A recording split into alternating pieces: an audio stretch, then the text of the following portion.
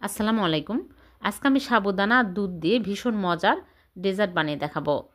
এভাবে বানিয়ে দেখবেন, ইফতারিতে খেতে কিন্তু খুবই মজার হয়। একদম নরম তুলতুলে মুখে দিলেই মিলিয়ে যাবে।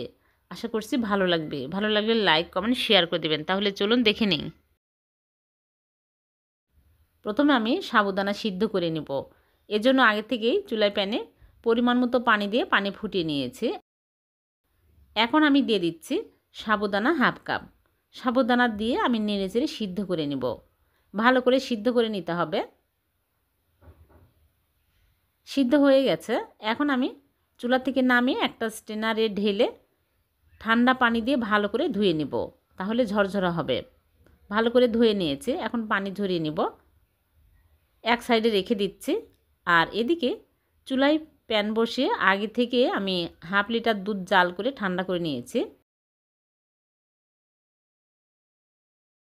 দিয়ে দিচ্ছি চিনি হাফ কাপ। চিনির পরিবর্তে কনডেন্স মিল্কও দিতে পারবেন, চিনি কমিয়ে বাড়িয়ে দিতে পারবেন। আর দিয়ে দিচ্ছি কর্নফ্লাওয়ার 3 চামচ।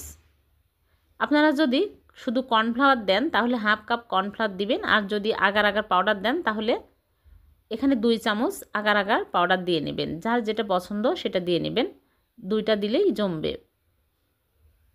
এখন আমি ভালো করে মিক্স করে নিব, তারপরে চুলা অন করে দেব। আগে কিন্তু চুলা অন করে দেওয়া যাবে না। চুলা অন করে দিয়ে অনবরত নেড়েচেড়ে তারপরে দিয়ে দিচ্ছি সাবুদানা। সিদ্ধ করা সাবুদানাগুলো দিয়ে আমি অনবরত নেড়েচেড়ে নেব। অনবরত নাড়তে থাকতে হবে, তাছাড়া কিন্তু তলায় লেগে যাবে।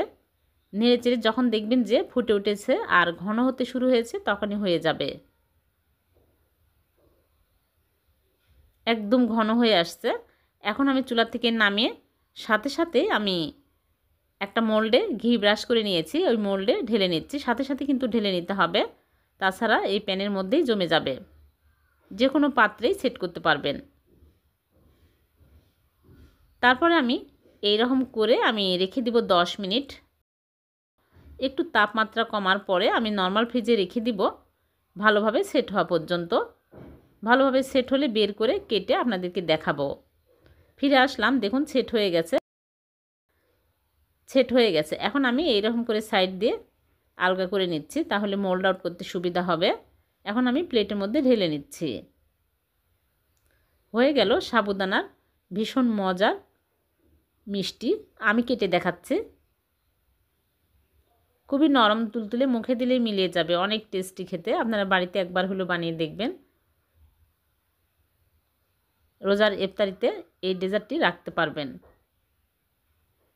ভিডিওটি যদি ভালো লেগে থাকে লাইক কমেন্ট শেয়ার করে দিবেন। আর এরকম সহজ নতুন নতুন রেসিপি পেতে চ্যানেলটিকে সাবস্ক্রাইব করে চ্যানেলের সাথেই থাকবেন। আর পেজ থেকে দেখে থাকলে পেজটিকে ফলো দিয়ে রাখবেন।